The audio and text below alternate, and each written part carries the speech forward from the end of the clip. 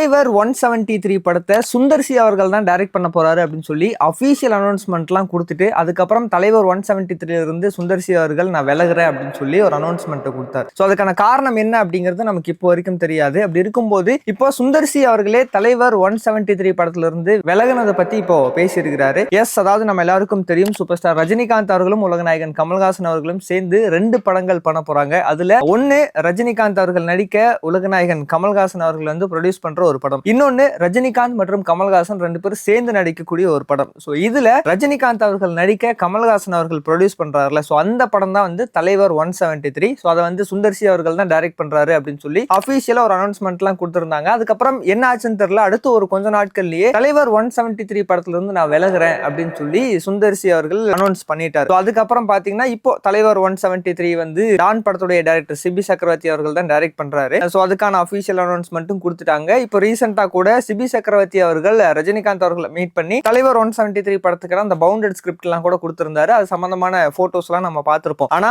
இப்போ வரைக்கும் 173 இருந்து சுந்தர் சி ஏன் விலகினாரு அப்படிங்கிறது நம்ம யாருக்கும் தெரியாதுல்ல. இப்போ ரீசெண்டா வந்து சுந்தர் சி அவர்கள் ஒரு ஈவென்ட் அட்டென்ட் பண்ணியிருந்தாரு. சோ அந்த ஈவென்ட்ல அவர்கிட்ட அதை பத்தி கேட்டிருக்காங்க, தலைவர் 173 படத்துல இருந்து நீங்க ஏன் விலகுனீங்க, அதுக்கு வந்து நீங்க உங்களுடைய ட்ரீம் ப்ராஜெக்டான சங்கமித்ரா ஒரு காரணமா அப்படிங்கிற மாதிரி கேட்டிருக்காங்க. அதுக்கு சுந்தர் சி அவர்கள் சொன்னது என்ன அப்படின்னா, தலைவர் 173 இருந்து நான் விலகுனதுக்கும் சங்கமித்ராவுக்கும் எந்த ஒரு சம்பந்தமுமே கிடையாது. ஏன்னா சங்கமித்ரா பாத்தீங்க அப்படின்னா அந்த படத்தை என்னால இப்போதைக்கு ஆரம்பிக்க முடியாது. ஏன்னா அந்த படத்தை ஆரம்பிச்சோம் அப்படின்னா அதுக்கு ஃபுல்லா ஒரு 2 வருஷம் முழுக்க சங்கமித்ரா படத்துக்காக ஒதுக்க வேண்டியதா இருக்கும். அதுக்கான ஒரு சூழ்நிலை இப்போ எனக்கு வந்து இல்லை. ஏன்னா எனக்கு ஆல்ரெடி ஒரு சில கமிட்மெண்ட்லாம் இருக்கு. அந்த கமிட்மெண்ட்லாம் முடிக்கிறதுக்கே எனக்கு ஒரு 2 வருஷம் ஆகும். இந்த கமிட்மெண்ட் முடிச்சுட்டு அதுக்கப்புறம் மேபி சங்கமித்ரா வந்து ஸ்டார்ட் பண்ணலாம். சங்கமித்ரா ஸ்டார்ட் பண்ணா அதுக்கு ஒரு 2 வருஷம் கம்ப்ளீட்டா தேவைப்படும். இல்ல அதுக்கு எதுக்கு சம்மந்தம் இல்ல. சங்கமித்ரா வந்து இப்போ எனக்கு என்ன பேக் டு பேக் என்னோட கமிட்மெண்ட் எல்லாம் இருக்கு. இப்போ இருக்கிற பொசிஷன் சங்கமித்ரால இருக்குன்னா ஒரு 2 இயர்ஸ் பக்கமா வரும். சோ அதனால இந்த சங்கமித்ராவுக்கும் தலைவர் 173 இருந்து நான் வெளியே போனதுக்கும் எந்த ஒரு சம்பந்தமும் இல்லை அப்படிங்கிற மாதிரி தான் சொல்லியிருக்கிறாரு. சோ சங்கமித்ரா படத்தை பொறுத்த வரைக்கும் பாத்தீங்கன்னா நம்ம எல்லாருக்குமே தெரியும், அது வந்து